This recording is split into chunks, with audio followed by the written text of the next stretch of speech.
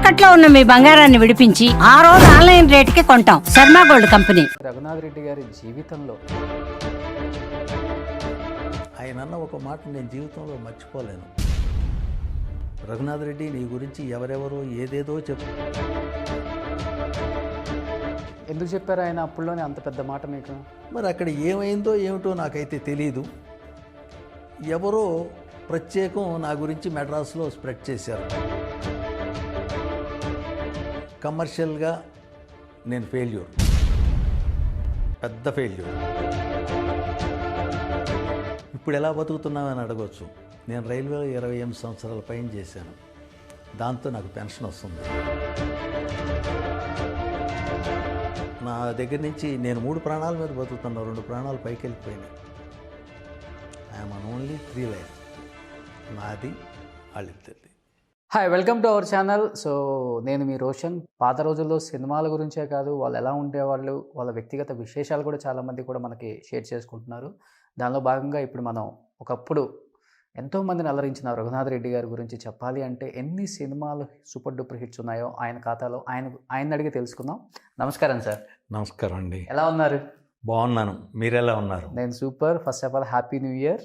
Same to you. Thank you. So మీకే కాదు, Suman TV ప్రేక్షకులందరికీ కూడా new year greetings. Raghunath Reddy గారి జీవితంలో ఈ 25-30 ఇయర్స్లో అసలు ఎలా ఇండస్ట్రీకి వచ్చారు, ఎలా కష్టపడ్డారు, ఎదురైన చేదు అనుభవాల గురించి, వచ్చిన సక్సెస్ గురించి, బాధపడ్డ సందర్భాలు, బాగా హ్యాపీగా ఫీల్ అయిన సందర్భాల గురించి ఒక్కసారి. ముందు చెప్పదలుచుకుంది ఏంటంటే, ఇండస్ట్రీలో నేను బాధపడ్డ సందర్భాలంటూ ఏమీ లేవండి. అన్నీ సంతోషపడ్డ సందర్భాలే ఎక్కువ. యాక్చువల్గా చెప్పాలంటే నేను పల్లెటూళ్ళలో పుట్టాను 43లో. ఆ తర్వాత ఒక 12 ఏళ్ళు అక్కడే ఉన్నాను. ఆ తర్వాత విజయవాడ వచ్చాను. విజయవాడ వచ్చి కొంత చదువు అయిన తర్వాత అటు ఆర్ఆర్బి ఎగ్జామినేషన్ రాయటం. నేను రైల్వేలో 64లో అపాయింట్ అయ్యాను నేను యాజ్ ఎ క్లర్క్. ఆ తర్వాత అక్కడే చేస్తూ ఇక్కడ లాలాగూడలోనే అపాయింట్ అయ్యాను, సికింద్రాబాద్ లాలాగూడలో. అక్కడ చేస్తూ ఉండంగానే నేను ప్రమోషన్ కోసం అని చెప్పని మళ్ళీ రాయనపాడుకు ట్రాన్స్ఫర్ పెట్టుకోవటం, రాయనపాడులో ఒక 10 ఏళ్ళు చేయటం. అక్కడ 10 ఏళ్ళు చేస్తున్న టైంలోనే డెప్యుటేషన్ మీద 2 ఇయర్స్ ఇరాక్ వెళ్ళి రావటం.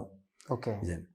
అక్కడ ఉండంగా యాక్చువల్గా నేను లాలాగూడలో పనిచేసిన టైంలోనే మా గురువుగారు శ్రీహరిమూర్తి గారు, టి శివరామకృష్ణ గారు, వాళ్ళిద్దరూ నన్ను స్టేజ్కి ఇంట్రడ్యూస్ చేశారు. నా మొట్టమొదటి నాటకం బెల్లంకొండ రామదాసు గారిది ఆకాశరామన్న. దాంట్లో హీరో నేను. మీది హీరో కట్అవుట్ అసలుకి. Hero, first hero. ఇప్పుడే ఇంత అందంగా ఉన్నారు అంటే వైట్ హెయిర్ వచ్చిన అప్పుడు ఎలా ఉండేవాళ్ళో ఒకసారి ఊహించుకోవచ్చు. అయితే ఆ నాటకం చాలా బాగా వచ్చింది. అప్పటి నుంచి నన్ను మా గురువుగారు ఏం చేశారంటే, నువ్వు కంటిన్యూస్గా స్టేజ్ మీద చేయాలి అని అన్నారు. మేము కలిపి మొత్తానికి సినిమాల్లో జాయిన్ అయిన తర్వాత కూడా స్టేజ్ మీద వర్కౌట్ చేశాను. నేను చాలా చేశాను. అలా కొన్ని వందల డ్రామాలు ఆడాం. నా మొట్టమొదటి పరిషత్తు ఇక్కడే హెచ్ఎంటీ కాంపిటీషన్స్లో పునరభిజన్నం అని చెప్పని ఓకే దాన్ని అక్కడ నేను బెస్ట్ యాక్టర్ తీసుకున్నాను. ఆ తర్వాత రాయనపాడు వెళ్ళటం, అక్కడ చేయటం, అక్కడ చేస్తూ ఉండగానే విజయవాడ టీములతో పాటు కలిపి నాటకాలు ఆడటం అది జరిగింది. సినిమాల గురించి నాకు ఎప్పుడు అసలు ఐడియా లేదు. యాక్చువల్గా చేయాలని కూడా పెద్ద ఇంట్రెస్ట్ ఉండేది కాదు. బట్ మేము రఘుబాబు పరిషత్లో పరుచూరి బ్రదర్స్, పరుచూరి వెంకటేశ్వరరావు గారి పెద్ద అబ్బాయి గుర్తుగా, చిన్న అబ్బాయి ఆయన గుర్తుగా రఘుబాబు పరిషత్తు, ఆ రఘుబాబు పరిషత్తులో త్యాగరాయగాన సభలో మేము ధర్మో రక్షతి రక్షితః అనే ఒక నాటిక ఆడాం. అక్కడ నన్ను పరుచూరి బ్రదర్స్ సినిమాకి సెలెక్ట్ చేశారు. సినిమాకి సెలెక్ట్ చేసి సర్పయాగంలో మొట్టమొదటి క్యారెక్టర్ నాకు ఇచ్చారు. అక్కడ అది యాక్చువల్గా 96 కాదు, 91 ఆ సర్పయాగం చేసిన టైంలోనే నన్ను ఒక్కడనే కాదు, ఆ నాటక పోటీల్లో పాల్గొన్న వాళ్ళల్లో ఒక 10 మందిని సెలెక్ట్ చేశారు పరుచూరి బ్రదర్స్. ఆ 10 మందిలో నేను, శివపార్వతి, ఇలా నందిరాజ్ సుబ్బారావు అని, ఫణీంద్ర అని చెప్పని అతను కూడా చేశాడు సర్పయాగంలో. వీళ్ళందరూ చేశారు, చౌదరి వీళ్ళు. సరే, అక్కడి నుంచి సినిమాలు చేసుకుంటూ వస్తే ఆ సినిమాలో ఎప్పుడైతే చేశానో రామానాయుడు గారి ప్రతిష్టాత్మకమైన సురేష్ ప్రొడక్షన్స్లో నాకు మంచి పేరు వచ్చింది. ఆ మంచి పేరు వచ్చిన దగ్గర నుంచి ఇక నాకు ఫోన్ కాల్స్ రావటం మొదలుపెట్టినాయి. అప్పటి నుంచి కంటిన్యూస్గా చేసుకుంటూ వస్తున్నాను. ఓకే. అద్భుతమైన టర్నింగ్ పాయింట్ ఏంటి అంటే పరుచూరు బ్రదర్స్ రికమెండ్ చేసిందే నారాయణమూర్తి గారి చీమల దండు. ఆ చీమల దండులో నేను మెయిన్ విలన్ చేశాను. ఆ మెయిన్ విలన్ చేసిన తర్వాత నారాయణమూర్తి గారే నా పెర్ఫార్మెన్స్కి దానికి అది అభినందించారు, లేకపోతే నన్ను మెచ్చుకున్నారో ఏమన్నా చేశారో, నేనంటే బాగా ఇష్టం, లైకింగ్. ఆయన ఏం చేశారు, ఒరే రిక్షా దాసనారాయణరావు గారు తీస్తున్నప్పుడు నన్ను రికమెండ్ చేశారు ఆయన. ఓకే. ఆ క్యారెక్టర్ కోసం నేను చాలాసార్లు తిరిగాను దాసనారాయణరావు గారి దగ్గరికి. ఇట్లా అయిన తర్వాత ఆఖరికి నారాయణమూర్తి గారే చెప్పి ఆయనకి నన్ను ఆ మెయిన్ విలన్ క్యారెక్టర్కి నన్ను పక్కా చేయించారు, సెలెక్ట్ చేయించారు. ఆ ఒరే రిక్షా 1995లో చేసిన తర్వాత నేను వెనక్కి తిరిగి చూసుకోవాల్సిన అవసరం రాల. సూపర్. నా ఫోను ఆల్మోస్ట్ 24 గంటలు మోగుతూనే ఉండేది అప్పుడు. ఆ రకంగా దాసరి నారాయణరావు గారి దగ్గర నుంచి ఆ క్యారెక్టర్ చేసిన తర్వాత ఆయన దగ్గర నుంచి అప్లాజే తీసుకున్నాను తప్ప, ఆయన అన్న ఒక మాట నేను జీవితంలో మర్చిపోలేను. రఘునాథ్ రెడ్డి, నీ గురించి ఎవరెవరో ఏదేదో చెప్తా ఉంటారు, అయ్యేం నువ్వు పట్టించుకోకు, ఇప్పుడు ఎలా ఉన్నావో అలాగే ఉండు, ఏ ఎత్తుకు ఎదిగినా కూడా అలా మెయింటైన్ చేసుకో, నీకు మంచి భవిష్యత్తు ఉంది అని చెప్పారు. నేను అలాగే మెయింటైన్ చేసినన్నాళ్ళు ఎవరితోనూ ఏ ఇబ్బంది లేదు, నాతో ఎవరికి ఏ ఇబ్బంది లేదు. ఎందుకు చెప్పారు ఆయన అప్పుడులోనే అంత పెద్ద మాట మీకు? ఎందుకంటే నా గురించి క్యారెక్టర్ ఇచ్చే ముందు వేరే వాళ్ళు ఏదో చెప్పారంట నా గురించి. అంతకుముందు నేను పోకూరి బాబురావు గారు ఎర్రోడ్ చేస్తున్నా, రామచంద్రపురంలో చేస్తున్నప్పుడు, మరి అక్కడ ఏమైందో ఏమిటో నాకైతే తెలీదు, ఎవరో ప్రత్యేకం నా గురించి మెడ్రాస్లో స్ప్రెడ్ చేశారు బ్యాడ్గా. ఆ విషయం ఆయన దగ్గరికి వెళ్ళింది.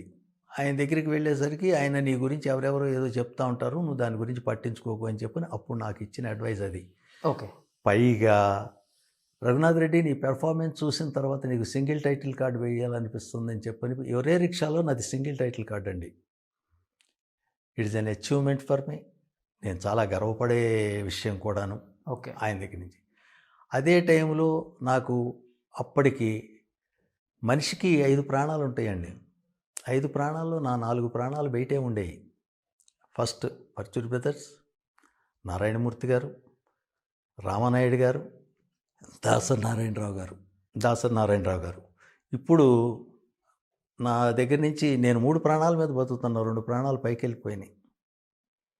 ఐఎమ్ అన్ ఓన్లీ 3 లైఫ్స్, నాది వాళ్ళిద్దరిది. ఇది నేను చెప్పగలిగినట్టు అది. అప్పటి నుంచి నేను చేసుకుంటూ వస్తే 95 ఆ తర్వాత నాకు ఖాళీ లేదని చెప్పాను కదండి. 2005 వరకు 300 సినిమాలు చేశా. నాకు చిన్న సినిమాలు కానివ్వండి, పెద్ద సినిమాలు కానివ్వండి, ఆయన ఎవరు బాధాడు. అప్పటికి దాసనారాయణరావు గారు ఇంకో మాట కూడా అడిగారు, నువ్వు ఏ సినిమా పడితే ఆ సినిమా ఒప్పుకుంటున్నావంట, నీకు అది అవసరమా అని కూడా అడిగారు నన్ను. నాకు అర్థం అవ్వాల. ఒకళ్ళైతే చెప్పారు, మేనేజర్ని పెట్టుకో బాగుంటుంది నీకు అని చెప్పని. మేనేజర్ అంటే ఎవరు, ఎలా పెట్టుకోవాలో నాకు మెడ్రాస్ ఇండస్ట్రీ గురించి ఏమీ తెలియదు. దాంతో నేను ఎప్పుడు మేనేజర్ జోలికి పోలా. నాకున్న ఈ మొత్తం కెరీరు మేనేజర్ లేకుండానే నడిచింది. నేనే మాట్లాడేవాడిని. అది కోర్స్ కమర్షియల్గా నేను పెద్ద ఫెయిల్యూర్ నిజం చెప్పాలంటే. నేను ఇన్ని సినిమాలు చేసిన తర్వాత యాక్చువల్గా ప్రతి వాళ్ళు ఏం అడుగుతారు, ఏం చెప్తారు అంటే నేను బాగా సంపాదించుంటాను అని చెప్పని. బట్ ఐఎమ్ సారీ, నేనేం సంపాదించలేదు. సినిమాల్లో వచ్చింది, సినిమాల్లో నా ఖర్చులకి వాటికి అన్నిటికీ సరిపోయేది. బట్ ఇప్పుడు ఎలా బతుకుతున్నామని అడగవచ్చు. నేను రైల్వేలో 28 సంవత్సరాల పైన చేశాను. దాంతో నాకు పెన్షన్ వస్తుంది. నేను, నా వైఫ్, నా పిల్లలంతా సెటిల్డ్ కాబట్టి ఆ పెన్షన్తో బతుకుతున్నాను. అంటే అంత పెద్ద ఆర్టిస్ట్ ఇన్ని సినిమాలు తీశారు, ఒక మేనేజర్ ఉన్నా ఉండకపోయినా కానీ మీకంటూ ఎంత ఇవ్వాలో వాళ్ళకి తెలుసు, ఒక ఐడియా ఉంటుంది. అంటే రఘునాథ్ రెడ్డి గారిని రెమ్యునరేషన్ వైజ్ కొంచెం చిన్న చూపు చూసింది అనుకోవచ్చు ఇండస్ట్రీ. బాగా చిన్న చూపు చూసింది, అనుమానం అవసరంలా. నేను ఫర్ ఎగ్జాంపుల్ ఎక్కడైనా ఎవరైనా పక్కన వాళ్ళని ఇనిషియేటివ్గాను ఏదో ఆదర్శంగానో తీసుకుని ఈ క్యారెక్టర్కి నాకు ఇంత ఇవ్వండి అన్నామనుకోండి, నేను అడిగిన దాంట్లో 4వ వంతు ఇస్తారు వాళ్ళు. ఒక పెద్ద సినిమా చేశానండి, రాఘవేంద్రరావు గారు డైరెక్టర్. సినిమా పేరు మన శ్రీమతి వెళ్ళొస్తా. మన జగపతి బాబు గారు హీరో, ఆయన ఫాదర్ నేను, 2 హీరోయిన్లు. దాంట్లో ప్రొడ్యూసర్ గారి దగ్గర మాట్లాడిన తర్వాత నేను ఒక అమౌంట్ అడిగాను ఆయన్ని. అడిగితే చిన్న సినిమా అండి ఇంత తీసుకోండి అన్నారు. చేయండి అన్న. ఇండస్ట్రీలో నాకున్న అదే ఒక గుడ్ విల్. అలాగే ఎవరైనా టెక్నీషియన్ కూడా అన్నా నేను సినిమా చేసుకుంటున్నాను, నాకు ఒక రోజు 2 రోజులు కాస్త చేసి పెట్టన్నా అంటే ఫ్రీగా చేసుకోమనేవాడిని. ఎందుకంటే వాళ్ళంటే నాకు అభిమానం. అలాగే ఎవరైనా కూడా రెమ్యూనరేషన్ గురించి ఆలోచించకుండా చేశాను. చాలా మంచి క్యారెక్టర్లు చేశాను. ఇండస్ట్రీలో ఉన్న లేడీ ఆర్టిస్టులకి ఈవెన్ ఒకళ్ళిద్దరు హిందీ వాళ్ళకు కూడా నేను ఫాదర్ క్యారెక్టర్ చేశాను. దాంతో ప్రెస్ వాళ్ళందరూ నన్ను ప్రెస్ రిపోర్టర్స్ అక్కడ కూర్చోగానే దేశమామ, నేను మామ మామ అని పిలిచేవాళ్ళు అందరూ. అట్లా అది నా సినిమా ఇది. ఆ రకంగా చేసుకుంటూ వచ్చాను. ముఖ్యంగా ఏమైందంటే నేను మోహన్ బాబు గారితో కూడా చాలా సినిమాలు చేశాను. ఆయనకి నేనంటే చాలా అభిమానం. నేను ఎవరితో చేసినా కూడా నన్ను అభిమానించారు, నన్ను మెచ్చుకున్నారు, బాగా చేసామన్నారు తప్ప. ఎందుకంటే డబ్బుల పరంగా మీరు చాలా వీక్. డబ్బులే కాదు, ఇప్పుడు డబ్బులు వీక్ అది పక్కన పెట్టండి. వాళ్ళకి తెలియదు కదా, హీరోకి తెలియదు కదా నేను ఎంత తీసుకుంటున్నాను అనేది. ఆటోమేటిక్గా వాళ్ళకి అక్కడ పెర్ఫార్మెన్స్ కావాలి. ఓకే, పెర్ఫార్మెన్స్ పరంగా నేను ఎవరిని ఎక్కడ ఏ రకంగానూ టైమింగ్ పరంగా కానీ ఇబ్బంది పెట్టలా. 8ంటికి షూటింగ్ కానీ 8ంటికి రండి అన్నారనుకోండి, 7:45కి నేను అక్కడ ఉండేవాడిని. అలా చేసి వాళ్ళందరికీ కోఆపరేట్ చేయటం కానివ్వండి, ఏ రకంగా అయినా కూడా చేయటం కానివ్వండి చేసేవాడిని. ఇంతమంది హీరోయిన్లకి నాన్నగా చేశారు కదా, సో నిజ జీవితంలో కూడా ఒక రియల్ ఫాదర్ కూడా అనిపించుకున్నారు. మంచి ఫాదర్, వెల్ సెటిల్డ్ పిల్లలు కూడా. ఇంతమంది హీరోయిన్స్కి చేసినప్పుడు మీకు బాగా అనిపించిన, అబ్బా నా కూతురులాగా అనిపించిన హీరోయిన్ అంటే ఎవరి పేరు చెప్తారు మీరు? నేను ప్రత్యేకం అదేం లేదండి, నాకు ఆ క్యారెక్టర్ వరకే డాక్టర్ అండి. ఆ తర్వాత నేను ప్రత్యేకం అఫెక్షన్ పెంచుకున్నట్టు కానీ లేకపోతే ఈ అమ్మాయి బాగుంది, ఈ అమ్మాయి చక్కగా ఉంది, నా డాక్టర్ అనిపించింది, నాకు ఎప్పుడు ఆ రకమైన ఇది రాలా. ఆ క్యారెక్టర్ పరంగా చూస్తే ఓకే చేయటం, అంతవరకు వచ్చేయటం బాగుందమ్మా అనేది ఇది. ఆల్మోస్ట్ ఎంతమంది హీరోయిన్స్కి చేశారు ఫాదర్గా? నేను చేసి ఉంటానండి 400 సినిమాల్లో దాదాపు ఒక 25-30 మందికి చేసి ఉంటాను తేలిగ్గా. హిందీ మౌసమి చటర్జీకి కూడా నేను హిందీ పిక్చర్లో ఫాదర్ చేశాను.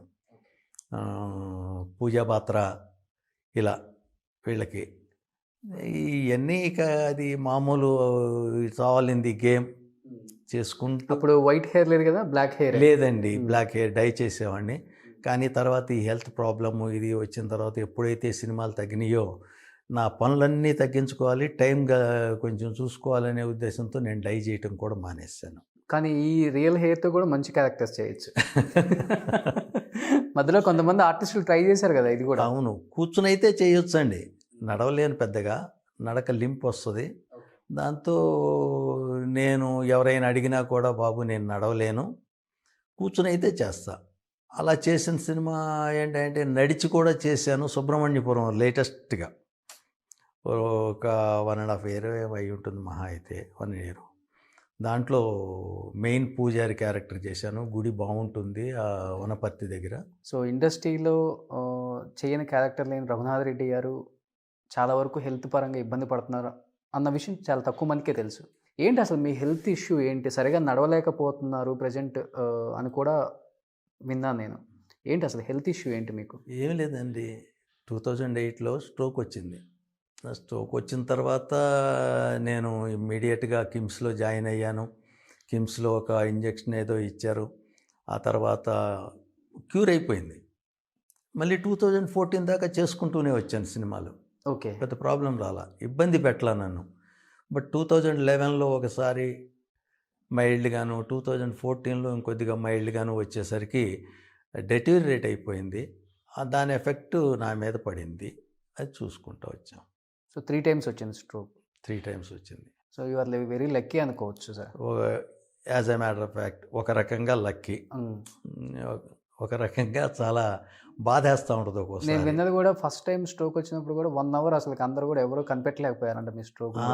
బట్ మీ అంతటి మీరే లెఫ్ట్ హ్యాండ్ నుంచి 108కి కాల్ చేసి పిలిచారని నేను చేశాను. అదంతా అప్పుడు వాళ్ళు పిలిచారు. తర్వాత మొత్తానికి నేను మా అల్లుడి ఇంట్లోనే ఉన్నాను, కింద ఆఫీస్లో ఉన్నాను, వాళ్ళు పైన ఇంట్లో ఉన్నారు. ఆయనకు ఫోన్ చేస్తే ఆయన రావటం, నన్ను ఇమ్మీడియట్గా జాయిన్ చేయటం, సాయంత్రంకి మళ్ళీ కొద్దిగా ఇది క్లియర్ అయిన తర్వాత మళ్ళీ వస్తుంటే ఇంజెక్షన్ ఇచ్చారు.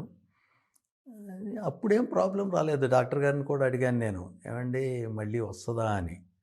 రాకపోవచ్చండి అన్నారు. 3 ఏళ్ళు బాగానే ఉంది, చేసుకుంటూ వచ్చాను. ఆ నడవలేని స్థితి కూడా దాదాపు ఎప్పుడొచ్చిందంటే ఈ లింప్ బాగా ఎక్కువగా కనపడేది 2014 వచ్చిన తర్వాత వచ్చిందండి. ఓకే. అప్పుడు థర్డ్ టైం లైట్గా వచ్చిన తర్వాత వచ్చింది. అప్పటి నుంచి నేను నా యాక్టివిటీస్ తగ్గించేసుకున్నాను. ఇక నాకున్న యాక్టివిటీస్ ఏంటంటే పొద్దున్నే పేపర్ చదువుకోవటం, లేకపోతే బుక్స్ ఉన్నాయి నా దగ్గర, కొన్ని వందల బుక్స్ ఉన్నాయి, అదే అవి చదువుకుంటూ కూర్చుంటాను. ఇంగ్లీష్ కానీ 3 సార్లు స్ట్రోక్ వచ్చినా ఇంత గుండె నిబ్బరంగా ఉన్నారంటే ఇండస్ట్రీలో మీరు ఇంకా ఏదో చేయాలని దేవుడు ఉంచాడు అనుకోవచ్చా? ఏమో మరి, నాకు ఐ కాంట్ సే, ఖచ్చితంగా చెప్పలేను నేను. But so far as a employee కానివ్వండి, మూవీ ఆర్టిస్ట్ అసోసియేషన్లో మెంబర్గా కానివ్వండి, ఇంకోటి కానివ్వండి, మొత్తం ఐఎమ్ కంటెంటెడ్. నా సినీ జీవితంతో కానీ, నా అమౌంట్తో కానీ, నా రెమ్యూనరేషన్లతో కానీ, అన్నిటితో ఐఎమ్ కంటెంటెడ్. అందువల్లే నేను ఇలా ఉన్నానేమో, నాకు తృప్తి. ఓకే. లేని వాళ్ళు ఇంకా చాలామంది ఉన్నారు, చాలా ఇబ్బందులు పడుతున్న వాళ్ళు ఉన్నారు. బట్ వాళ్ళకంటే నేను చాలా బెటర్ పొజిషన్లో ఉన్నాను. I get a good fat pension from railways, నా ఓన్ హౌస్ ఇది.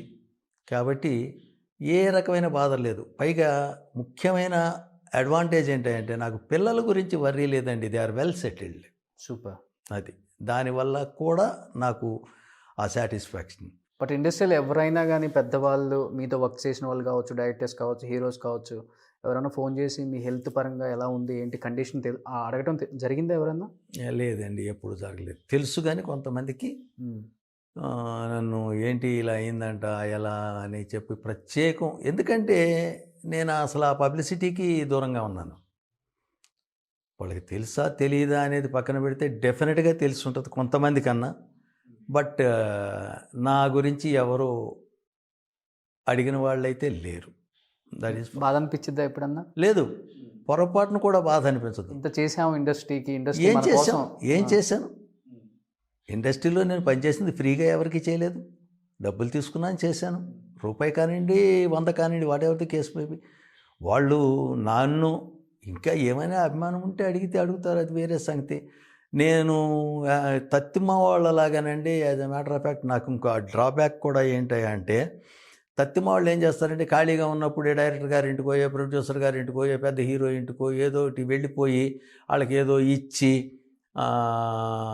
ఏం సార్ బాగున్నారా అది ఇది అని చెప్పని సోషల్ ఇది మెయింటైన్ చేస్తారు. నాకు అది అలవాటు కాలేదండి ఎందుకో. బికాజ్ నేను క్లరికల్ లైన్ నుంచి వచ్చి ఒక రైల్వే ఎంప్లాయీగా వచ్చాను కాబట్టి నాకు అలవాటు కాలేదేమో. బట్ నన్ను కనపడితే మాత్రం చాలా ఆప్యాయంగా పలకరిస్తారు, చాలా చక్కగా మాట్లాడతారు, అనుమానం అసలు.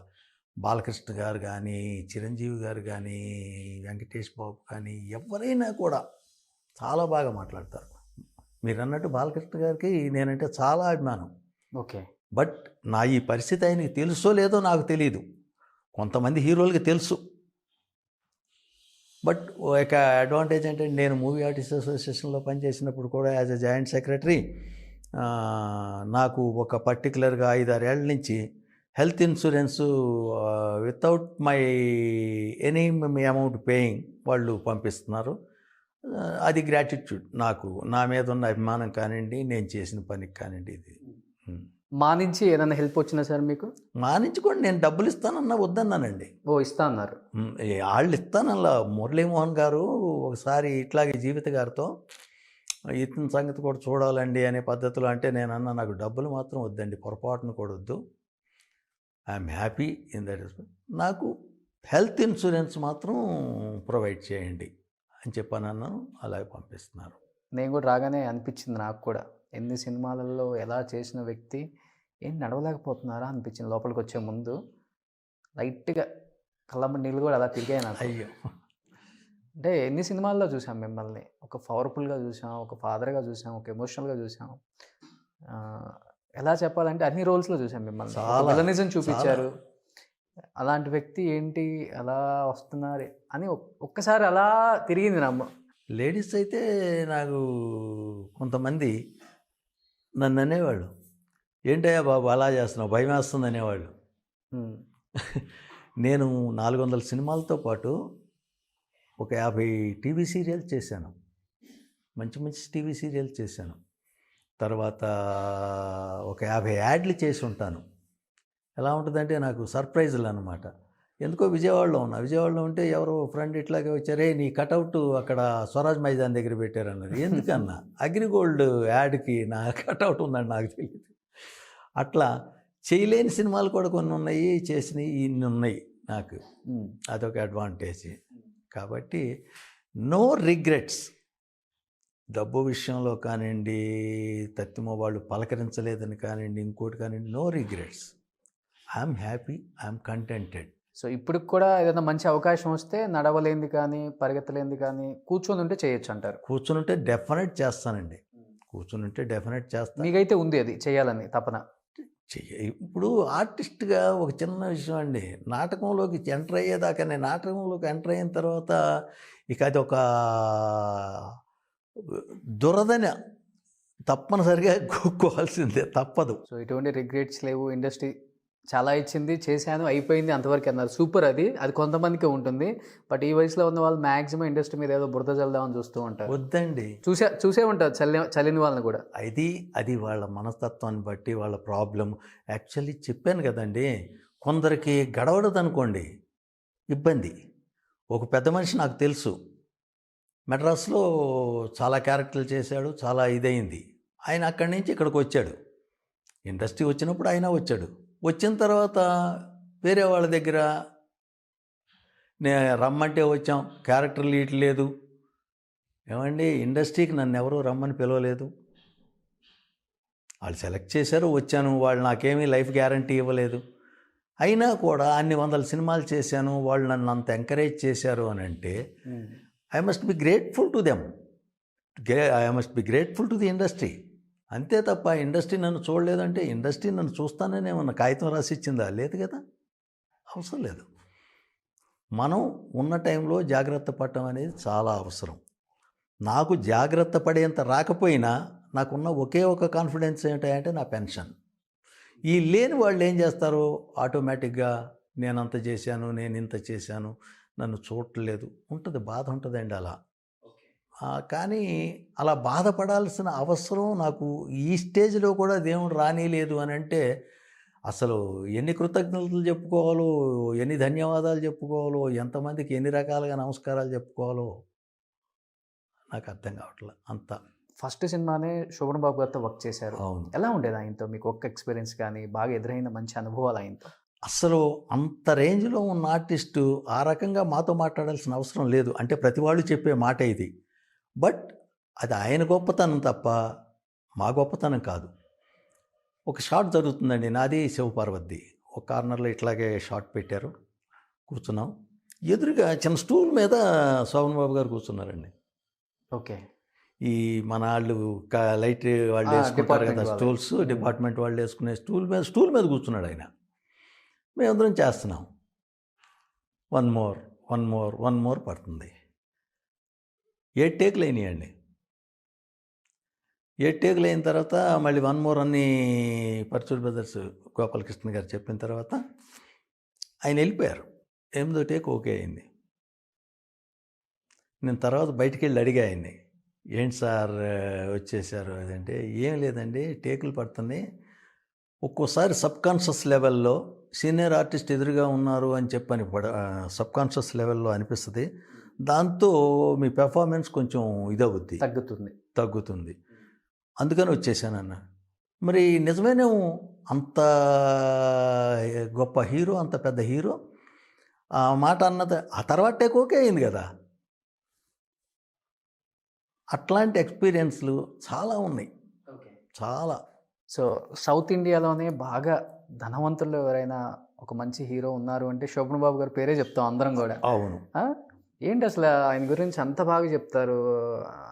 ఎందుకంటేనండి, ముఖ్యమైన విషయం, ఏ హీరో అయినా కూడానండి అందరు మంచి కోరుకోవాలి. సూపర్ స్టార్ కృష్ణ గారి లాగా ఆయన కూడా ఏంటంటే ఆయన పని ఆయన చేసుకుంటారు, ఆయన డబ్బులు ఆయన తీసుకుంటారు, భూమి మీద పెట్టుబడి పెడతారు. మురళీమోహన్ గారికి ఆయన చెప్తూ ఉంటారు నాతో, ఎందుకంటే మా ప్రెసిడెంట్గా చేశారు మూవీ ఆర్టిస్టులు మాతో పాటు. ఆయన చెప్తూ ఉంటారు, భూమిని నమ్ముకో, భూమిని నమ్ముకుంటే చెడిపోవు అని చెప్తూ ఉంటారు మురళీమోహన్ గారు. ఆ మాట ఆయనకి శోభన్ బాబు గారు చెప్పారంట. తర్వాత ఆయనే చెప్తూ ఉంటారు ఒక్కోసారి మురళీమోహన్ గారు, నేను సినిమాల్లో సంపాదించిన దానికంటే భూమి మీదే ఎక్కువ సంపాదించాను రియల్ ఎస్టేట్ ఇట్లా అని. అట్లా ఉంటుంది. ఎందుకు ఎక్కడ చూసినా జైబేరియే కదా. ఇప్పుడు శ్రీధర్ గారు ఉన్నారు, ముత్యాల ముగ్గు శ్రీధర్. ఆయన పేరు చెబితే ముందు గుర్తొచ్చేది ముత్యాల ముగ్గు ఒకటే. ఇంకో సినిమా గబుక్కుని చెప్పమన్నా కూడా మనం చెప్పలేం. As a matter of fact గుర్తురాదు గబుక్కుని. కానీ చాలా సినిమాలు చేశారు ఆయన కూడా. మరి ఆయన కూడా బాగా గాడ్ మై ఫార్బిట్ ఆయన పోయినప్పుడు కూడా ఏమి ప్రాబ్లం ఏమీ లేదు. ఆయన ఈజ్ వెల్ సెటిల్డ్. అందువల్ల ఆయన కూడా భూమినే నమ్ముకున్నారు. ఓకే. మేము మాలో పనిచేసిన టైంలో మా దగ్గరికి వచ్చి మాట్లాడుతూ ఉండేవాళ్ళు, ఇక్కడ ఎక్కడన్నా దగ్గరలో ఈ ఇంత డిస్టెన్స్లో నాకు ఏదైనా పొలం దొరికితే బాగుండు అట్లా ఇట్లా అని. అంటే భూమి అంటే అంత ఇంట్రెస్ట్ అయింది. కాబట్టి భూమిని నమ్ముకున్న ఎవరు కూడా పాడవల, దాచుకున్న ఎవరు కూడా ఇబ్బంది పడకుండా దాచుకున్న ఎవరు కూడా పాడవల. మిగతా టెక్నీషియన్ కూడా చెప్తారంట కొనుక్కోండి భూమిని. అంతే కదా. ఇప్పుడు 10 రూపాయలు అడ్వాన్స్ తీసుకుంటే 25 రూపాయలు పెట్టి ఏదో కొనేస్తారు, తత్తిమ 15 రూపాయలు వచ్చినప్పుడు ఇస్తారు. నేను పాడవలేదు, కానీ నన్ను భూమిని నమ్ముకోమని చెప్పిన వాళ్ళు ఉన్నారు, కానీ నేను చేయలే. మీరు నమ్ముకోలేదా? నమ్ముకోలేదు కాదు, ఏమిటో ఒక రకంగా నాకు దాని మీద పెద్ద పోయేది కాదు. ఎవరి కోసం దాయాలి అనేది ఒక ఇది, దాయాల్సిన అవసరం లేకపోవటం ఒక నాకు దేవుడిచ్చిన వరం. కాబట్టి ఇంతే తప్ప ప్రత్యేకమే లేదు. ఒక చిన్న ఇన్సిడెంట్ ఏంటంటే పరుచూరి వెంకటేశ్వరరావు గారి పెద్దల్లుడు రాజగోపాల్ గారు, డాక్టర్ రాజగోపాల్, ఆయన నాకు ఒకానొక టైంలో మన ఖానాపూర్ ఆ ప్రాంతాల్లో ఓల్డ్ బాంబే హైవేలో నానక్రామ్ కూడా పోయేదో కార్నర్లో నాకు 600 గజాలు ఉంది రఘునాథ్ రెడ్డి, ఇక్కడ 1000 రూపాయలు ఉంది, నీకు 600 కావాలన్నా ఇస్తా, 300 కావాలన్నా ఇస్తా, తీసుకో అని చెప్పన్నారు. నేను తీసుకోలే. అప్పుడు పెద్ద విశేషం కూడా కాదు 3 లక్షలు అనేది 300 గజాలతో, కానీ తీసుకోలే. అది కరెక్ట్గా 4 ఏళ్లలో 3 లక్షలది 75 లక్షలు అయింది. అలా 2-3 సార్లు నాకు మంచి అవకాశాలు వచ్చినాయండి. కానీ నేను దాన్ని ఎన్కాచ్ చేసుకోలేకపోయా. ఆ దేవుడు కూడా ఏమనిపించాడంటే, బాబు నీకు ఇన్నిసార్లు ఇస్తున్నాను, ఇంకా వేరే వాళ్ళకు కూడా చూడాలి కదా, నేను ఏమనుకోకు అని చెప్పని నేను వెళ్ళిపోతున్నాను, నువ్వు కొనవు.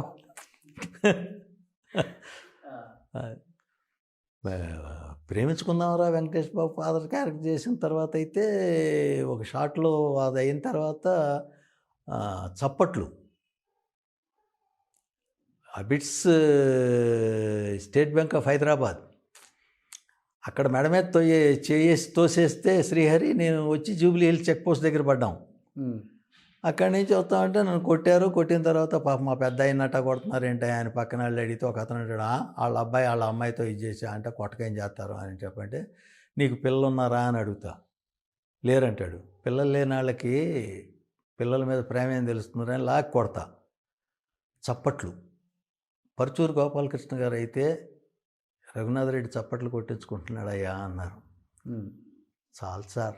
అలాంటివి రాఘవేంద్రరావు గారు శ్రీరామదాస్ చూసిన తర్వాత ఒక షాట్ అయిపోయిన తర్వాత ఆయన బాగా చేసేవారు రఘునాథ్ రెడ్డి.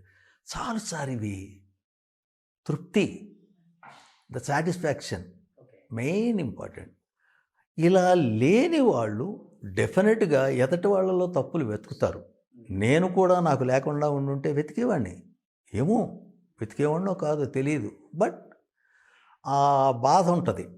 నన్ను ఇంత చేశాము గుర్తించలేదు, నేను ఇంత చేశాను గుర్తించలేదు, ఎవరు. సో ముఖ్యంగా ఇండస్ట్రీలో కావచ్చు, సినిమా ఇండస్ట్రీలో కావచ్చు, రాజకీయాల్లో కావచ్చు, మనకి ప్రముఖంగా వినపడేది క్యాస్ట్ ఫీలింగ్. రఘునాథ రెడ్డి అని పేరు పెట్టుకొని ఇన్ని సినిమాలు చేసిన వ్యక్తిగా మీరు కనపడుతున్నారు. ఒక కులం వాళ్ళకే కాపుగా వస్తుంది ఈ ఇండస్ట్రీ కూడా అని ఆర్గ్యుమెంట్ చేసిన వాళ్ళని చూసాం, కామెంట్ చేసిన వాళ్ళని చూసాం, డైరెక్ట్గా ఫేస్ టు ఫేస్ మాట్లాడిన వాళ్ళని చూసాం. మీకు ఈ రఘునాథ్ రెడ్డి అనేది ఎంతవరకు ఉపయోగపడింది ఇండస్ట్రీలో అసలుకి? నాకు రెడ్డి అనేది ఉపయోగపడలేదు, నా టాలెంటే ఉపయోగపడింది తప్ప నాకు క్యాస్టు క్రీడు ఇట్లాంటివి ఏమీ ఉపయోగపడలేదు. నాకు వేషాలు ఇచ్చిన వాళ్ళలో ఎంతమంది రెడ్లు ఉన్నారండి? 2 ఉంటారు, 3 ఉంటారు మహా ఉంటే. ఓ ప్రభాకర్ రెడ్డి గారు, ఓ సివి రెడ్డి గారు, ఇలా తప్ప ప్రత్యేకం నేను రెడ్డి కాబట్టి నాకు ఇవ్వాలి, ఇదిగో నాకు ఆ సినిమాలో ఇట్ని పెట్టుకోమని చెప్పిన వాళ్ళు లేరు. అలా అని చెప్పని అతన్ని మాకొద్దు వేరే నాకు సినిమాలు ఇన్ని సినిమాలు చేశానంటే అందరూ ఇప్పుడు 10 మంది ఉంటారు, 20 మంది ఉంటారండి. తత్తిమ 380-90 సినిమాలు రెడ్లు కాని వాళ్ళే కదా చేసింది. వాళ్ళే కదా నన్ను ఎక్కువ లైక్ చేసేది. నాకు వేషాలు ఇచ్చిన వాళ్ళు ఉన్నారు. నిజంగా బాగా ఫేవర్ చేసింది ఒకే ఒకటంటే మరి ఆయన రెడ్డి అని చేశాడో నా క్యారెక్టర్ అని చేశారో తెలియదు కానీ సానాయాది రెడ్డి గారు. ఓకే. ప్రేమ పల్లకిలో నాకు ఒక శంకరాభరణం సోమయాజులు గారు చేసినటువంటి క్యారెక్టర్ ఇచ్చారు. కాకపోతే సినిమా పెద్దగా ఆడలేదు, పెద్దగా ఎవరికి తెలిసేది కాదేమో, అది ఎందుకు అనేది నేనేం చెప్పలేను. మంచి సినిమా. ఓకే. నా పెర్ఫార్మెన్స్ చూసిన తర్వాత డబ్బింగ్ ఎవరి చేత చెప్పిద్దాం, బ్రాహ్మణికం అది ఇది అన్నారు. నేను అన్నాను ఒక రీల్ నేను చెప్తానండి చూడండి, మీకు నచ్చకపోతే చెప్పించుకోండి అన్నా. ఓకే. నేను చెప్పిన తర్వాత మీరే చెప్పండి అన్నారు. ఇప్పుడు దానికి మనం ముందుగానే ప్రిపేర్ అయ్యి ఉంటాం కదా. అంత బ్రాహ్మణికం చెప్పాలి అంటే బ్రాహ్మడే అయ్యాల్సిన అవసరం లేదు, రాయలసీమ చెప్పాలంటే రాయలసీమ నుంచి వచ్చిన వాళ్ళే కావాల్సిన పని లేదు. అంటే పర్టికులర్గా ఇంతకుముందు కొంతమంది హీరోస్ కానీ కొంతమంది టెక్నీషియన్స్ కానీ మనకి ఫుల్ నేమ్ ఉంటే పర్టికులర్గా అడుగుతారంట, ఏంటి ఆ రెడ్డి అంత అవసరమా, ఈ చౌదరి అంత అవసరమా అని అడుగుతారంట పర్టికులర్గా. అలా మీకు ఏదన్నా అనుభవాలు ఎదురైనాయి? నాకు అనుభవం కాలేదు కానీ విన్నాను. అడుగుతారు, అడిగితే అడగొచ్చు, అది వాళ్ళ ఇంట్రెస్ట్. ఒక్కోసారి మాట వరుసకండి దాసనారాయణరావు గారు రౌడీ దర్బార్ సినిమా తీస్తున్నారు, విజయశాంతి హీరోయిన్, దాంట్లో నేను హీరో కమ్ విలన్. అలాంటి పరిస్థితుల్లో యాక్చువల్గా ఆ క్యారెక్టరు యంగ్ ఏజ్ నుంచి ఓల్డ్ ఏజ్కి వస్తుంది. ఎంతమందిని టెస్ట్ చేసి ఉంటారు ఆయన, ఎంతమందిని అనుకుని ఉంటారు. ఆ సినిమా చేస్తా చిరాన్ ఫోర్ట్ ప్యాలెస్లో షూటింగ్ చేస్తుంటే శ్యామ్ కెమెరామ్యాన్ శ్యామ్ కే నాయుడు, నాకు పొజిషన్ ఇచ్చారు. పొజిషన్ ఇచ్చిన తర్వాత శ్యామ్తో శ్యామ్ నా పొజిషన్ ఓకేనా అన్న. దాసనారాయణరావు గారు మాట అన్నారు, నీకేంటయ్యా ముగ్గురిని కొట్టావు అన్నారు. అంటే ఆ క్యారెక్టర్కి ఇంకో ముగ్గురిని అనుకున్నారు ఆయన. సినిమా వాళ్ళ బ్యాడ్ ఫస్ట్ హాఫ్ చూసినాడు పిచ్చెక్కిపోయారండి ఆ సినిమా. థియేటర్ మేనేజరు ఓనరు నాకు చెప్పారు విజయవాడలో, అసలు ఫస్ట్ హాఫ్ మామూలుగా లేదండి సినిమా అని చెప్పని. మరి సెకండ్ హాఫ్ ఏమైందో అది నేను కాదు కదా చెప్పాల్సింది. ఐ డూ మై బెస్ట్ అంతే తప్ప ప్రత్యేకమేమీ లేదు.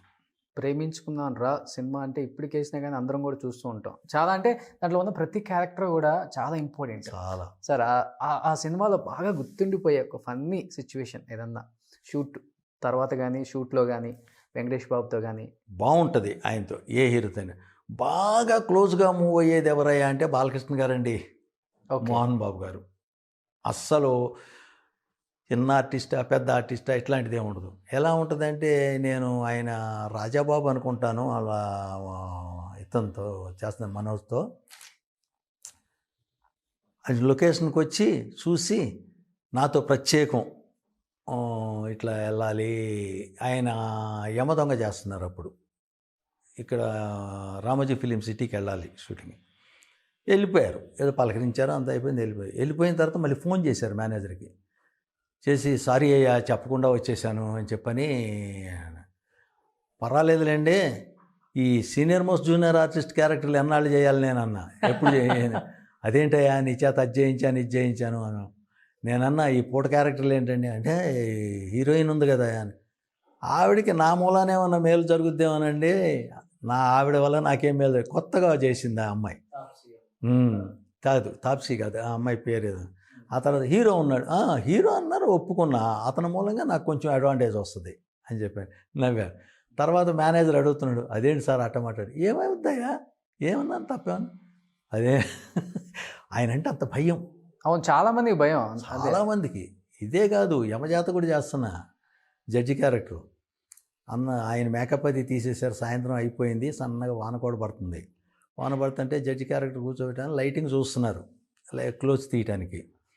లైటింగ్ చూస్తుంటే అంతలోకి ఆయన తిట్టుకుంటూ వచ్చేసారు. తెలుసు కదా, నోటి తెరిస్తే బూతులే మాట్లాడతాడు ఆయన. ఎవరు? మోహన్ బాబు గారు ఓకే. కూడా ఆ.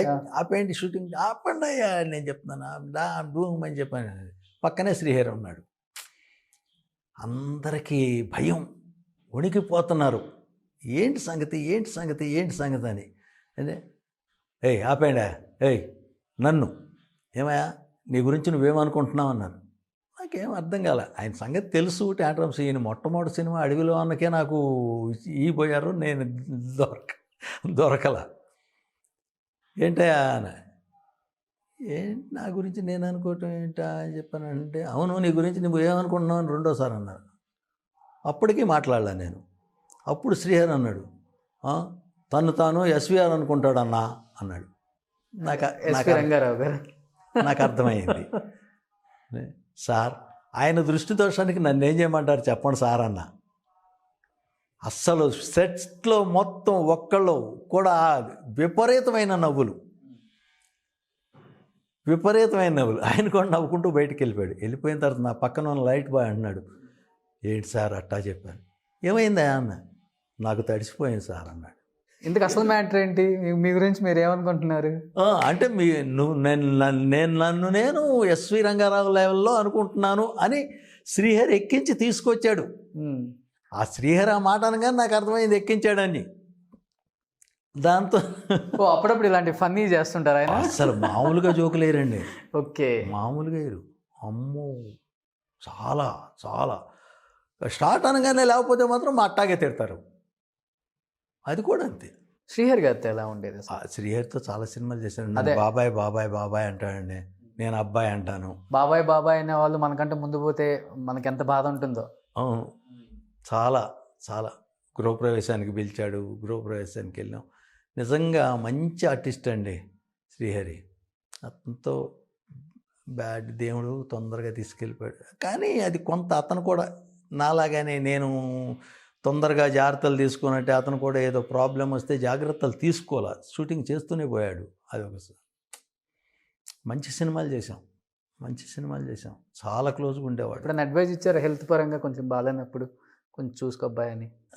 నేను కలవలేదండి తర్వాత. అసలు అదే నేను చెప్తున్నాను కదా, నలుగురితో కలవను, ప్రత్యేకం వెళ్ళను, ఇట్లా అతనికి ఒంట్లో బాగాలేదు అనే పద్ధతే తెలుస్తుంది తప్ప ఏ రకంగా ఉంది మనం వెళ్ళి చెప్పాలి అనేది చెప్తున్నానే. కొంతమంది అయితే కంపల్సరీగా వెళ్తారండి, వెళ్ళాలి కూడాను రూల్ ప్రకారం. నేనైతే ఆ డిస్టెన్స్లోనే ఉండేవాడిని, పెద్దగా ఇబ్బంది లేదు. అందువల్ల ఇప్పుడు నన్ను ఎవరైనా మీరు అడిగారు చూసారా, పలకరించారా అని, నన్ను పలకరించకపోయినా నేను డిస్టెన్స్ మెయింటైన్ చేసినప్పుడు వాళ్ళు కూడా అంతే మెయింటైన్ చేస్తారు కదండి. బాలయ్య బాబు గారి సినిమాల్లో ఆల్మోస్ట్ ఉంటారు. బాలయ్య బాబు గారి సినిమా అంటే మీరు ఒకళ్ళు, చలపతిరావు గారు ఒకళ్ళు, కొంతమంది ఉన్నారు కరుడు కట్టిన విలన్స్ అని చెప్పొచ్చు మిమ్మల్ని. మీ ట్రూప్ అంతా ఉంటుంది ఆయనతో పాటు. జయప్రకాష్ రెడ్డి గారు ఉంటారు ఆల్మోస్ట్. ఎలా ఉండేది బాలయ్య బాబు? ఆయనతో చాలా జోవియల్గా ఉంటుందండి. ఆయన షార్ట్కి వచ్చారు అనగానే ఆయన ఆ లొకేషన్లో ఏం చేస్తారంటే ఒక టీపాయ్ వేస్తారు, దాని మీద క్లాత్ వేస్తారు, డ్రై ఫ్రూట్స్ ప్యాకలు పెడతారు అక్కడ కంపల్సరీ. పెట్టంగానే షార్ట్ అవ్వగానే రెడ్డి గారు రండి అన్నాడు. ఆయనతో ప్యాక్ ఆడాలి. ఎవరు గెలిచేవాళ్ళు? ఎవరు గెలిచినా ఒకటి. ఆయన ఏమో కొన్ని 2 రోజులు ఏదో డబ్బులతో ఆడరు, సరదాగా ఆడతారు, అట్లా ఉండేది.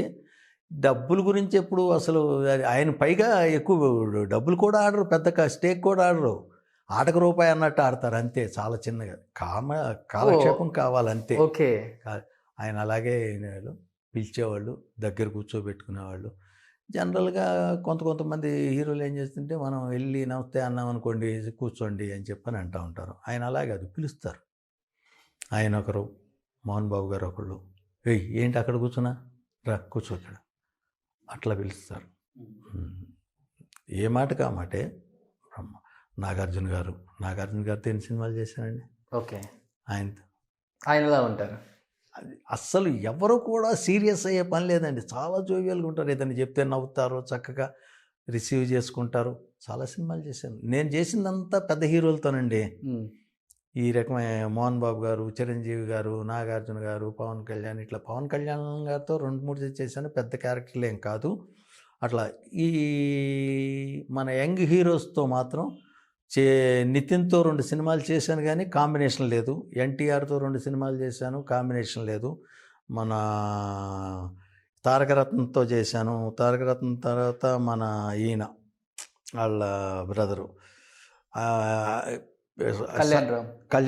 కళ్యాణ్ రామ్తో 2 సినిమాలు అభిమన్యు చేశారు కదా. 2-3 సినిమాలు చేశాను. ఒక్కోసారి ఏమవుతుందంటేనండి, because of my age or whatever the health problem, నాకు డ్రాప్ అవుతున్నాయి, నేమ్స్ డ్రాప్ అయిపోతున్నాయి. అందువల్ల ఇలా చేశాను. కానీ చరణ్తో ఏం చేయలేదు. ఇట్లా కొన్ని ఉన్నాయి. రామ్తో కూడా చేశాను 1-2 సినిమాలు నాకు తెలిసి, బట్ చిన్న చిన్న క్యారెక్టర్స్. దాంతో నితిన్ చేశాను. కానీ వాళ్ళతో కాంబినేషన్లో కనీసం 2 సీన్లు ఉంటే గుర్తొస్తుంది. రికగ్నిషన్ అయితే ఇప్పుడున్న జనరేషన్. అవును, లేకపోతే అంత పెద్ద హీరోలతోనే ప్రాబ్లం ఏమీ లేదు నాకు. ఇండస్ట్రీకి ఇప్పుడు పెద్ద అంటున్నారు మన మెగాస్టార్ చిరంజీవి గారు. ఆయనతో ఎలా ఉండేదండి వర్క్ ఎక్స్పీరియన్స్? ఆయన చాలా జోవియల్గా ఉంటారండి. ఆయనతో ఇంద్ర 175 డేస్ ఫంక్షన్కి ఇక్కడి నుంచి విజయవాడ వెళ్ళాం. ఆయన మాతో పాటే బస్సులో వచ్చారు. మాతో పాటే బస్సులో వచ్చి ధర్మవరం సుబ్రహ్మణ్యం గారు కొంచెం అప్పుడు డల్లో ఉన్నారు, అంటే రిక్విప్ అయ్యారు. ఆయన జేబులోంచి 2 సార్లు పర్సు కొట్టేశారు. పర్సు కొట్టేసి బాగుంది. ఆ తర్వాత నన్ను చూసి ఈయన అనేవాళ్ళు. అక్కడ డైలాగ్ చెప్పేవాడు పక్కనాడు వాడే చెప్పేసేవాడు. పగోడికి దండం పెడతావేంటి బావా అని చెప్పిన డైలాగ్ ఉంది. ఆ మాట చెప్పగానే అనేవాళ్ళు. ఇట్లా ఉండేది. దాంతో తిరిగి బస్సులో వచ్చేటప్పుడు కూడా మాతోనే వచ్చారు. మళ్ళీ సూర్యాపేటలో వాళ్ళ ఫ్రెండ్ ఎవరు ఉంటే అక్కడ వాళ్ళు డిన్నర్ ఇచ్చారు, అక్కడ చేసాం. అది నేను చెప్పా, ఇట్లా అన్నారండి అంటే, అంతేనండి, సినిమా సక్సెస్ అయితే ఒక్క డైలాగ్ ఉన్నా కూడా అలా హిట్ అవుతాడు, గుర్తుపడతారు అని చెప్పి అలా సరదాగా ఉంటారు. ఇంద్ర ఎవర్ గ్రీన్ అనమాట, ఇండస్ట్రీ హిట్ అది. Ever green. ఆ సినిమాలో చేసిన ప్రతి పాత్రలు కూడా సూపర్ డూపర్. అంతే కదా. ఎవరికి కూడా ఇబ్బంది పెట్టకుండా, ఎవరికి ఎక్కడెక్కడ తీసినా కూడా చాలా అద్భుతమైన పిక్చరు, చాలా అద్భుతంగా తీశారు. వీళ్ళిద్దరి మధ్య ఏం డిఫరెన్స్ కనపడింది మీకు? చిరంజీవి గారు, బాలకృష్ణ గారు, వీళ్ళిద్దరి మధ్య తేడా అంటే ఏం చెప్పగలరు? తేడా ఏం ఉండదండి. అందరూ క్లోజ్గానే ఉంటారు. కాకపోతే అందరితో క్లోజ్గా ఉండాలని రూల్ ఏం లేదు. కాబట్టి అక్కడికి వెళ్తే వాళ్ళు పొరపాటున ఏదన్నా టీ తాగుతుంటే కూర్చోండి అంటాం, టీ తెప్పించడం అందరు చేస్తారు. ఎవరు అందరిని అంటే ఇక జూనియర్ ఆర్టిస్టులు వచ్చినా కూడా కూర్చోండి అంటారు, చేస్తారని చెప్పలేం కానండి. బట్ ఒక రికగ్నిషన్ వచ్చిన తర్వాత మాత్రం అందరూ గౌరవిస్తారు, అందరూ గౌరవంగా చూస్తారు. ఏజ్ పరంగా కానివ్వండి, ఇంకోటి కానివ్వండి. సో అన్నయ్యతో వర్క్ చేశారు, ఓకే. తమ్ముడితో కూడా చేశారు, పవన్ కళ్యాణ్. ఎలా ఉండేది పవర్ స్టార్ పవన్ కళ్యాణ్? ఆయనతో కాంబినేషన్ తక్కువ అండి. ఓ సాంగ్లోనే చేశాను, ఆ తర్వాత ఒక హాస్పిటల్ ఇది చేశాను. బ్యాడ్ ఏంటంటే అన్నయ్యలో అసలు అదే తమ్ముళ్ళలో డైలాగ్ లేదు, అసలు డబ్బింగ్ లేదు. ఆ తర్వాత ఇంకోటి అయింది, మన కరుణాకరన్ సినిమా ఒకటి చేశాను నేను. అది తప్ప అది ఇది ఆయన కాంబినేషన్ లేదు. అంతే, ఆయనతో చేసిన 2 నాకు గుర్తున్నంతవరకు. ఆయనతో ఏదన్నా పర్సనల్ ర్యాప్ ఉందా మీకు? పెద్దగా లేదండి. ఆయన మీటింగులకి మాకు కూడా రారు. చిరంజీవి గారు వస్తూ ఉంటారు. చిరంజీవి గారు వచ్చినప్పుడు, నాగేశ్వరరావు గారు వచ్చినప్పుడు ఆయన్ని అప్పుడు మాకు చాలా బాగుండేది. ఓసారి నేను ఇంగ్లీష్లో ఏదన్నా లెటర్ రాయాలంటే, నేను పెద్ద చదువుకోలే, ఎస్ఎల్సి వరకే చదువుకున్నాను, పాత ఎస్ఎల్సి. ఇంగ్లీష్లో ఏదైనా లెటర్ రాయాలంటే ఏవిఎస్ గారు నాకు చెప్పేవాళ్ళు కొన్ని లెటర్లు రాయటానికి. అది లెటర్ ఒకసారి నాగేశ్వరరావు గారు మీటింగ్లో వచ్చి నేను రాసిన లెటర్ చూసి, ఎవరు రాశారు ఇది అన్నారు. నేను బాగా రాసావయ్యా అని చెప్పని మెచ్చుకున్నారు. అలాగే ఒకసారి జాయింట్ సెక్రటరీ పోస్ట్ ఖాళీ అయినప్పుడు మీటింగ్ ఇట్లాగే జరుగుతుంటే నన్ను అందరూ ప్రపోజ్ చేస్తే చిరంజీవి గారు ఏంటి మరి జాగ్రత్త చేయాలన్నారు. సార్ పోస్ట్ అవసరం లేదు, నేను ఏదైనా చేస్తానే ఉంటాను ఆఫీస్కి అని చెప్పని అన్నాను. అట్లా అంత క్లోజ్గా ఉండేవాళ్ళు. ఆయన ఇంటికి వెళ్తే కాఫీ ఇచ్చి, ఓసారి ఇట్లాగే ఏదో ఈ టైంకి ఆయన ఇంటికి వెళ్ళాల్సి వచ్చింది. నేను చెక్ పోస్ట్ దగ్గర, ఆయన ఏదో పనిలో ఉన్నారు, కూర్చోబెట్టి కాఫీ తెప్పించి ఇచ్చారు. ఆ మర్యాదలకి ఏం లోటు చేయరండి ఏ హీరో కూడా. ఎందుకంటే అందుకనే వాళ్ళు అంత గొప్పవాళ్ళు అయ్యారు. As a matter of fact. ఇప్పుడు ఎగిరెగిరి పడుతుంటే ఎక్కడ ఆగుతారండి? వాళ్ళు అదేం చేయరు. అంత జాగ్రత్తగా చక్కగా అందరితోనూ మాట్లాడటం ఇది చేస్తారు. మీరు తీసుకున్న హయ్యెస్ట్ రెమ్యునరేషన్ అంటే మాట్లాడడం చేతగాక ఓకేనయ్యా హయ్యెస్ట్ రెమ్యునరేషన్ అంటే ఈ కెరీర్? హయ్యెస్ట్ రెమ్యునరేషన్ నేను 80,000 తీసుకున్నానండి పర్ డే కాదు, 4 రోజులు చేశాను. దానికి యాక్చువల్గా మాట్లాడింది 14 రోజులు. ఆ క్యారెక్టర్ ఎందుకు తగ్గిందో తెలియదు. అంటే ఈ లెక్కన చాలా తక్కువ రెమ్యునరేషన్ తీసుకున్నారు మీరు. చాలా. ఒకవేళ అనుకోవచ్చా ఎంత రెమ్యునరేషన్ తక్కువ ఉంది కాబట్టి నెంబర్ ఆఫ్ కౌంట్ సినిమాలు కూడా పెరిగాయి అనుకోవచ్చా? కావచ్చు. అంటే ప్రొడక్షన్ అంతా మాట్లాడుకుంటుంటారు కదా. తెలుస్తుంది కదా రఘునాథ్ రెడ్డి ఎంత తీసుకుంటున్నాడు అనేది ఏదో అనేది మాట్లాడుకుంటారు కదా. కావచ్చు కూడా, అది కూడా కావచ్చు. దానివల్ల కూడా నన్ను డిపెండబుల్, ఓకే మనకి సరిపోతుంది అమౌంట్ కూడా ఇది అనుకుని తప్పేం లేదు. ఇప్పుడు నాకు తెలిసి ఒక సినిమాకి ఏదో ఒక ఆర్టిస్ట్ని అడిగారు ఇట్లాగే. ఒక ఆర్టిస్ట్ని అడిగితే 2 lakhs ఏమో అడిగాడంట అతను.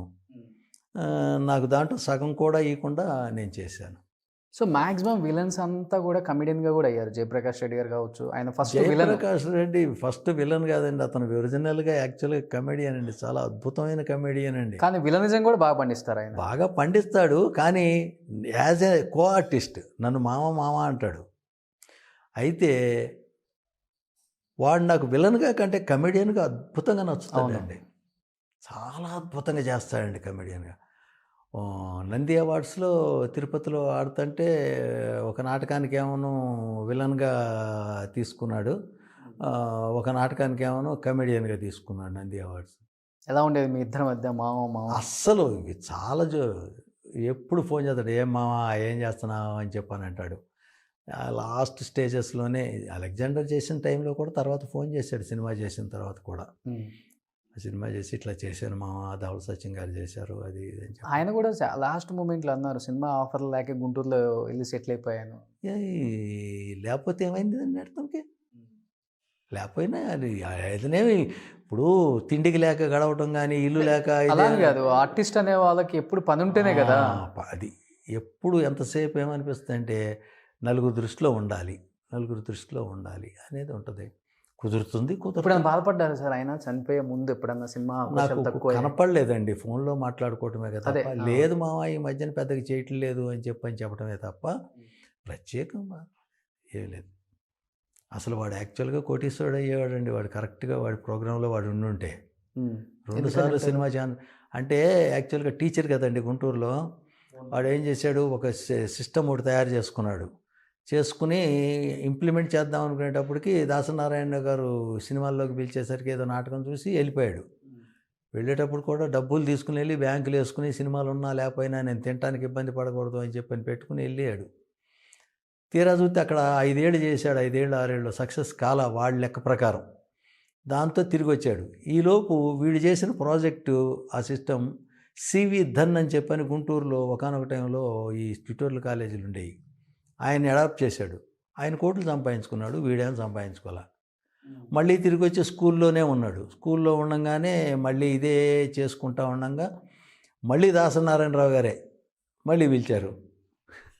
వసే రామలమలో నేను ఇన్స్పెక్టరు, వాడు హెడ్ కానిస్టేబుల్ అట్లా. ఇక అప్పటి నుంచి మళ్ళీ సక్సెస్ అయ్యాడు లక్కీగా. ఓకే, సక్సెస్ అయ్యాడు. నరసింహనాయుడు టైంలో వాడు మేనేజర్ని పెట్టుకున్నాడు. ఎందుకంటే వాడికి 5-6 ఏళ్ళు మెడ్రాస్ ఇండస్ట్రీ సంగతి తెలుసు కదా, పెట్టుకున్నాడు. He became a success. Lucky, అదృష్టవంతుడు. ఎలా ఉండేది కమెడియన్స్తో మీరు ర్యాప్? బ్రహ్మానందం గారు అసలు బ్రహ్మానందం అయితే నన్ను మామూలుగా రఘునాథ్ రెడ్డి అన్నాండి, రే రఘు అంటాడు. ధర్మవరపు సుబ్రహ్మణ్యం గారు,